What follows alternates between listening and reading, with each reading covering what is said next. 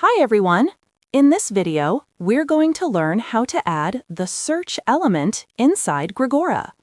First, open the Grigora site editor and drag the search element from Add Elements into your page.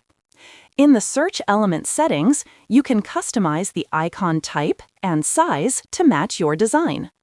Next, adjust the colors by changing the text color, background color, and border settings. You can modify the border type, thickness, and radius, as well as the padding around the search element. To display an input field, toggle on Show Input in the Input settings. Here, you can customize the input's background color, text color, placeholder text, and placeholder color. You can also adjust the text size and padding for the input field.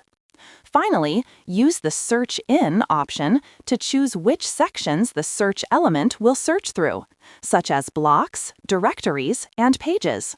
Try using the search element to help visitors find content easily on your Grigora website. See you in the next tutorial!